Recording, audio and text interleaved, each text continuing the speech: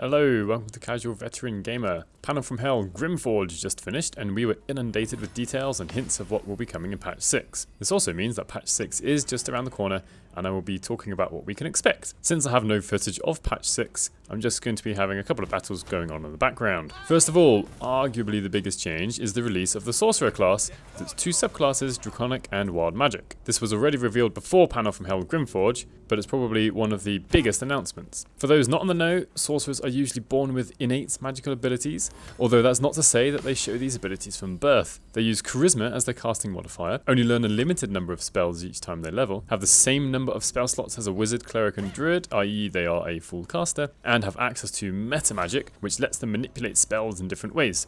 It's these metamagic options that really differentiate sorcerers from wizards. The options revealed are Distance Spell, which doubles the range or gives a range of 30 feet to a touch range spell, Quicken Spell, which lets you cast the spell as a bonus action instead of an action, and Twin Spell, which lets you target two creatures with one spell. All of these use a resource called Sorcery Points, which sorcerers gain each time they level and replenish on a long rest. There's far more to this class, but I don't want this video to be just about the sorcerer. The next big update, which the Panel from Hell is named after and set in, is a new area called Grimforge. This is found in the Underdark after crossing the lake and contains a whole new cast of characters to interact with. As a consequence, the whole of the Underdark has a plethora of new quests, at least one of which sends us on our way to Grimforge. Once you're in Grimforge, you are presented with new quests inside there, and I must say that the new area looks absolutely amazing. Weapon actions have been updated, and if you have proficiency in a weapon, there will usually be an extra weapon action.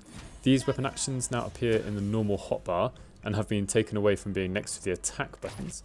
Some of the weapons have more than one weapon skill, and some of these skills even use a bonus action, such as the hand crossbow and I think also the short sword. It also looks like high ground advantage is gone, and high ground now gives a +2 bonus to hit instead, but this can be stacked with advantage from other sources, potentially making it even more powerful than it already was, depending on how easily you can give yourself advantage. One main example will be from hiding. During the stream, they also rolled a 1 on a skill check, which in patch 5 was an automatic failure. However, after rolling a 1, they still managed to succeed on the roll due to bonuses given to them. The graphics have had an overhaul, they've been updated, making everything look even better than it did before.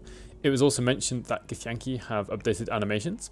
The minimap has had a few tweaks, so enemies are more obvious, and the symbol for north has been made even clearer. The trading screen UI has been updated, and the model for the cat has also. The lighting has been improved, and I must say that it looks gorgeous and was really shown off in a fog cloud in the Underdark. And the character in the fog cloud was using a torch, and you could see shadows being cast, and yeah, you should definitely give it a look. At times, the cinematics have been changed to give us a view from first-person perspective, which lets us view the game from a different angle at last. There's at least one new enemy, Ochre Jellies. However, I imagine that there will be more enemies in Grimforge, and who knows where else spread throughout the game. There have been a few new spells added. Chromatic Orb, which lets you pick an element to infuse the spell with, and this changes the damage type, and also each element has a different effect. There's Enlarge Reduce, which has been added, which lets you increase or decrease the size of a creature. Cloud of Daggers and Crown of Madness are also in the game, but these weren't shown off during the livestream. In multiplayer, all players can give their preferred choice for dialogue options. However, the owner of the dialogue still has the choice of which option is chosen. Patch 6 was actually released during the livestream, and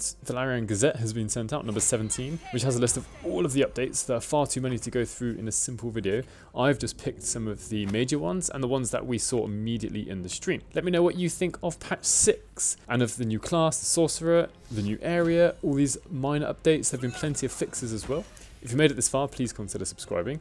Thank you very much for watching, and hopefully I'll see you in the next one.